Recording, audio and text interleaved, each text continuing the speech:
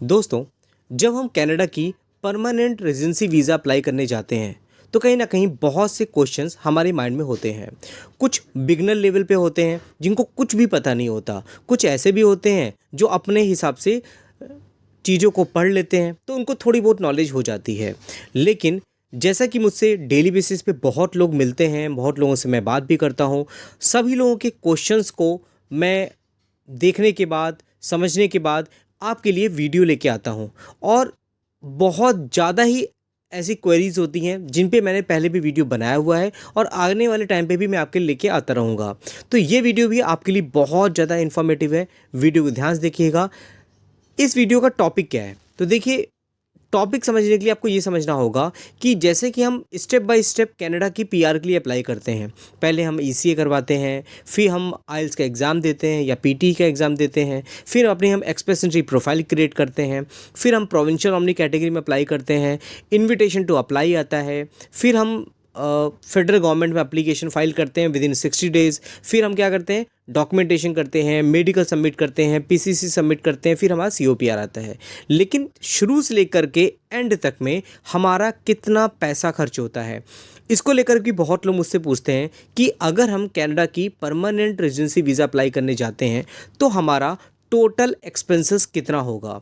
तो देखिए, अगर हम एक्सपेंसेस की बात करें तो देखिए, सिर्फ हम गवर्नमेंट की फ़ीस है उसके बारे में डिस्कस करने वाले हैं। लेकिन बहुत से कंसल्टेंट भी ऐसे होते हैं जो आपसे मतलब बहुत ज़्यादा चार्ज भी कर लेते हैं। तो इन सब चीज़ों को लेकर के आपको समझना होगा और वीडियो को आपको ध्यान से देखना होगा, क्योंकि गवर्नमेंट की फ़ीस अगर आप समझ जाओगे तो कहीं ना कहीं आपको पता चलेगा कि पूरे प्रोसेस में आपकी फैमिली साइज़ कितना है, आप मैरिड हो, आप सिंगल हो, उसी हिसाब से आप अपना प्लान कर सकते हो। आपके जो एक्सपेंसेस हैं उन सब चीज़ों को आप मैनेज कर सकते हो, क्योंकि कहीं ना कहीं जब आप इन्वेस्टमेंट करने जाते हो, एक फ्यूचर ड्रीम आपकी है, उसमें अगर पैसे लगाने जाते हो तो आपका बजट भी उसी हिसाब से बना होना चाहिए। तो चलिए वीडियो को हम अगर स्टार्ट करते हैं तो सबसे पहला स्टेप क्या था, ईसीए कराने का। तो देखिए, ईसीए की जो फीस होती है आप देखोगे 256 यहाँ पे आपको सीएडी देखने को मिलेगी, एजुकेशन क्रेडेंशियल असेसमेंट आपको देखने को मिल रहा है। लेकिन 256 जो कैनेडियन डॉलर आपको देखने को मिल रहा है, इसमें देखिए दो चीज़ें और ऐड होती हैं। पहला होता है कि आप जो भी ईसीए की रिपोर्ट होगी उसको इंटरनेशनल डिलीवरी के थ्रू मंगाना चाह रहे हो, या फिर आप क्या होता है स्टैंडर्ड डिलीवरी के थ्रू मंगाना चाह रहे हो। तो देखिए यहाँ पर लगभग $13 एक्स्ट्रा ऐड होते हैं यहाँ पर। और अगर कुरियर के थ्रू मंगाना चाहते हो तो आप देखोगे यहाँ पर तो उसके चार्जेस आपको अलग यहाँ पे देने पड़ जाते हैं। तो बेसिक चार्जेस जो आपको देखने को मिलेंगे वो है 256 कैनेडियन डॉलर। ये तो था पहला एक्सपेंस जो आपको ध्यान रखना पड़ेगा। ये क्या यूज़ होता है फर्स्ट स्टेप पे। फर्स्ट स्टेप पे आपका कितना हो गया, आप चाहो तो इसको लिख भी सकते हो, पेन पेंसिल आप लेते हो तो आप कहीं ना कहीं इसको चीज़ों को समझना होगा। अब एक और क्वेश्चन आता है कि आप अगर मैरिड हो तो कहीं ना कहीं अपने स्पाउस का भी तो ईसीए आपको करवाना पड़ेगा। तो ईसीए अगर स्पाउस का करवाओगे तो अगर वो भी बैचलर कर रखे हैं या मास्टर्स कर रखे हैं तो उनकी भी कितनी फ़ीस पड़ेगी, सेम फीस होगी। तो मेन अप्लीकेंट प्लस स्पाउस की फ़ीस इंटू 2 हो जाएगा, तो टोटल ये आपकी कॉस्टिंग पड़ जाएगी। अब अगर आप सोचोगे कि मेरा बैचलर है, मास्टर है, क्या हमें अलग अलग फ़ीस देनी पड़ेगी? नहीं, आप बैचलर मास्टर दोनों का ही अगर आप क्रेडेंशियल करवाओगे तो आपको यही फ़ीस एक चार्ज करनी पड़ेगी। तो अगर आप हस्बैंड वाइफ कपल हो तो दोनों का इंटू 2 से मल्टीप्लाई कर लेना। चलिए, अब हम आते हैं नेक्स्ट स्टेप पे। तो देखिए, नेक्स्ट स्टेप जो होता है हमारा कि हम पीटी का एग्ज़ाम देते हैं। तो पीटी के एग्ज़ाम में कितने पैसे लगते हैं तो उसको भी जानना ज़रूरी है। तो अगर हम पीटी की वेबसाइट में जाएंगे तो आपको देखने को मिलेगा यहाँ पर पीटी एकेडमिक, आपको चार्जेस कितने देखने को मिल रहे हैं, 18,000 रुपीज़। ऐसे ही आपको आइल्स का भी एग्ज़ाम देते हो तो उसकी चार्जेस भी आपको 18,000 यहाँ पर रुपीज़ देने पड़ते हैं। तो अभी तक कितना हमने यहाँ पे कैलकुलेट किया है, 256। सिंगल हो तो, मैरिड हो तो 256 इंटू 2। फिर उसके बाद आपको पीटी का एग्ज़ाम देना है तो 18,000 रुपीज़ ये देने पड़ेंगे। अगर हस्बैंड वाइफ दो लोग हैं तो कहीं ना कहीं दोनों को आइल्स देना है, तो इंटू आप ये भी 2 कर सकते हो, तो 36,000 यहाँ पे आपका रुपीज़ हो जाता है। अगर हम इसको अगर आईएनआर में कैलकुलेट करें ना, अगर यहाँ पर तो अगर हम इसको कैलकुलेट करते हैं डॉलर में को टू आईएनआर में कन्वर्ट करें तो 1 Canadian dollar is equal to INR में होगा 63 हम मान के चलेंगे यहाँ पर अप्रॉक्स। तो आप इसको आईएनआर में कन्वर्ट कर सकते हो। चलिए, अब हम आ जाते हैं इसमें, पीटी हमारा हो गया। अब अगर आप EOI अप्लाई कर रहे हो तो कहीं ना कहीं प्रोविंशियल नॉमिनी कैटेगरी भी तो अप्लाई करना है। उसको भी अगर हमें अप्लाई किया, हमें वहाँ से हमें इनविटेशन आ जाता है तो कहीं ना कहीं उसमें भी केस फाइल करना पड़ेगा। केस फाइल करने के टाइम पे वहाँ पे भी फीस देनी पड़ेगी। तो देखिए कनाडा में अलग अलग प्रोविंसेस हैं।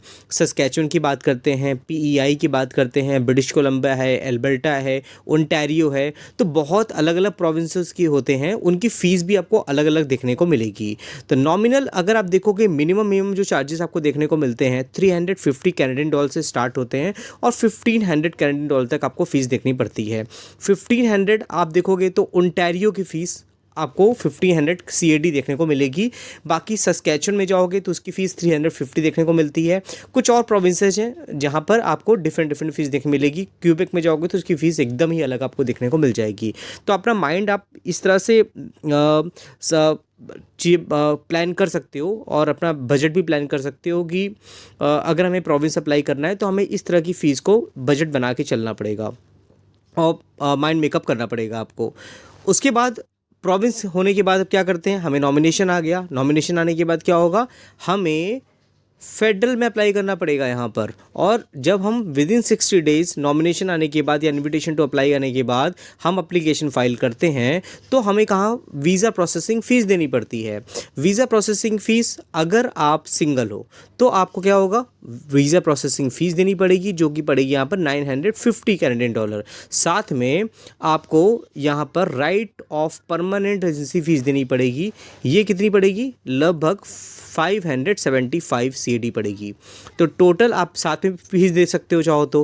Processing fees 950 plus right of permanent residency fees 575। ये कितना हो जाता है, ये हो जाता है 1525। तो टोटल सिंगल के लिए है। अब अगर आप मैरिड हो तो सेम इंटू 2 कर लो आप, तो 1520 इंटू 2 हो जाएगा। तो कितना हो जाएगा ये आपका, लगभग अगर हम बात करें 3050 CAD आपका ये हो जाता है। आप यहाँ देखोगे your application without right of permanent residence fees 950 होता है और इंक्लूड योर स्पाउस तो वो भी आप देखोगे 1525। तो वैसे तो अगर आप देखोगे साथ में दोनों फीस आप दे सकते हो 1525, और यहाँ पर अगर आप मैरिड होते हो तो आप यहाँ पर इंटू 2 कर सकते हो। अगर आपका बेबी है तो उसकी वीज़ा प्रोसेसिंग फ़ीस कितनी होती है, 260 कैनेडियन डॉलर आपको पर चाइल्ड लगेगा। 2 बच्चे हैं आपके, ये इंटू 2 कर सकते हो। अगर 3 बच्चे हैं आपके तो इंटू 3 कर सकते हो। वो आपकी फैमिली साइज़ के ऊपर डिपेंड करता है। तो देखिए मैंने बहुत ही सिंपल लैंग्वेज में आपको समझाने की कोशिश की है कि कैसे आप अपना बजट डिसाइड कर सकते हो। आप चाहो तो वीडियो को फिर से शुरू से देख सकते हो, पेपर और पेन लेकर के लिख सकते हो। आप इजीली समझ सकते हो कि आपका टोटल कितनी कॉस्टिंग लगने वाली है। और इसको चाहो तो जो भी आपके करेंसी रेट होता है आपकी कंट्री का, उससे आप मल्टीप्लाई कर सकते हो। जैसे इंडिया का मैं बात करूँ तो 63 हम मान के चलते हैं मोटा मोटा। और अगर पाकिस्तान का देखोगे वहाँ का अलग रेट होता है, बांग्लादेश देखोगे वहाँ पर अलग रेट होता है। तो हर एक कंट्री का कन्वर्जन रेट अलग अलग होता है। और एक और चीज़ है सबसे इंपॉर्टेंट है, अगर मैं बता ही रहा हूँ आपको तो मैं पूरा बता देता हूँ कि अगर आप कनाडा अप्लाई कर रहे हो तो आपको प्रूफ ऑफ फंड शो करना बहुत ज़रूरी है। तो प्रूफ ऑफ फंड आपके पास होना चाहिए, 3 मंथ पुराना होना चाहिए। और अगर आप सिंगल हो तो लगभग 15,260 कैनेडियन डॉलर आपके लिक्विड कैश के रूप में आपके पास होना चाहिए। सेविंग अकाउंट में हो सकता है, PF PPF, इस तरह से आप यहाँ पे शो कर सकते हो। अगर आपके फैमिली मेम्बर में 2 लोग हैं तो लगभग 19,001 कैनेडियन डॉलर होता है। नंबर ऑफ फैमिली मेम्बर 3 हैं तो 23,000 होता है। 360 फैमिली मेम्बर 4 हैं तो 28,362 होता है। तो इस तरह से आप यहाँ पे चाहो तो स्क्रीनशॉट लेकर के एक बार चेक कर सकते हो। अब यहाँ देखोगे तो किस तरह से आप फंड शो कर सकते हो। बैंक ऑफ इंस्टीट्यूशन इन्फॉर्मेशन आपको देनी होती है यहाँ पर, करंट अकाउंट बैलेंस और यहाँ पे ये सब चीज़ें डिटेल आपको देनी पड़ती हैं। आप चाहो तो यहाँ पर चीज़ देख सकते हो। बाकी लिक्विड कैश होना चाहिए। इसलिए होता है कि आप वहाँ कनाडा जा रहे हो, आपकी कोई अर्जेंसी पड़ जाती है कुछ, तो आपके पास ये चीज़ें होनी चाहिए। इनिशियल लेवल पे 3 मंथ तक 6 मंथ तक आप जॉब सर्च करोगे तो अगर आपके पास पैसे नहीं रहेंगे तो आप कैसे वहाँ सर्वाइव करोगे। तो ये सब बहुत से रीजंस होते हैं, इसी वजह से प्रूफ ऑफ फंड शो करने की रिक्वायरमेंट आती है। तो आई होप दोस्तों मैंने समझाने की कोशिश तो की है। जिन लोगों को समझ में आया है मुझे कमेंट बॉक्स में जरूर लिखिएगा। कुछ आपके डाउट्स होते हैं तो मुझे आप कॉन्टैक्ट कर सकते हो। और साथ ही साथ अगर आप कनाडा की परमानेंट रेजिडेंसी वीज़ा अप्लाई करना चाहते हो, आप चाहो तो मुझसे भी असिस्टेंस ले सकते हो और मुझे नीचे दिए गए कॉन्टैक्ट में कांटेक्ट कर सकते हो, व्हाट्सएप मैसेज कर सकते हो, अपना डिटेल सेंड करिएगा, मैं इसको असेस करूँगा और मैं आपको रिप्लाई करूँगा। तो ठीक है दोस्तों, फिर मिलते हैं नेक्स्ट वीडियो में। चैनल को लाइक करिए, शेयर करिए, सब्सक्राइब करिए, जिससे कि जिसको किसी और को भी रिक्वायरमेंट है तो वो भी चैनल को चेक कर सके और वीडियो से इन्फॉर्मेशन ले सके।